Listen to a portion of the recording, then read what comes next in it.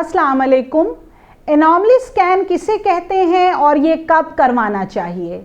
Anomaly scan हामला खातून का 18वें हफ्ते से लेकर 21वें हफ्ते के बीच में करवाया जाता है। ये बहुत अहम अल्ट्रासाउंड है और ये अल्ट्रासाउंड हर हामला खातून को ज़रूर करवाना चाहिए। अब 18वें से 21वां हफ्ता आम ज़बान में ये 5वां महीना हमल का होता है, जिसमें ये अल्ट्रासाउंड एडवाइस किया जाता है।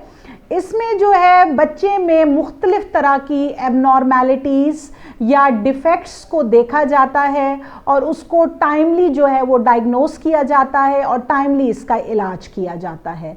इसके अंदर बच्चे के अंदर मुख्तलिफ तरह के चीज़ें डिटेक्ट हो सकती हैं, जैसा कि दिल की बीमारियाँ, जैसा कि ब्रेन दिमाग की बीमारियाँ, जैसा कि सर में पानी पड़ जाना, या फिर फिज़िकल डिफेक्ट्स जैसा कि हाथ ना होना, बाजू ना होना, हाथों या पाँव की उंगलियों का पूरा ना होना, कम या ज़्यादा होना।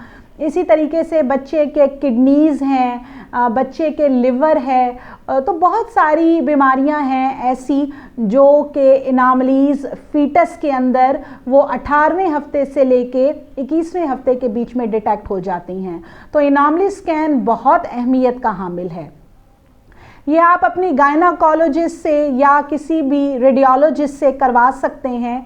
अब इसमें एक अहम सवाल जो ख़वातीन पूछती हैं कि क्या डॉक्टर साहब हमें इसके लिए पेशाब रोक कर आना चाहिए या हमें खाली पेट आना चाहिए? तो एनॉमली स्कैन के लिए जो है वो आपने बेशक कुछ खाया हुआ पिया हुआ हो या पानी रूटीन में पिया हुआ हो, तो इसके लिए खाली पेट आने की ज़रूरत नहीं है या पेशाब रोक कर आने की ज़रूरत नहीं है।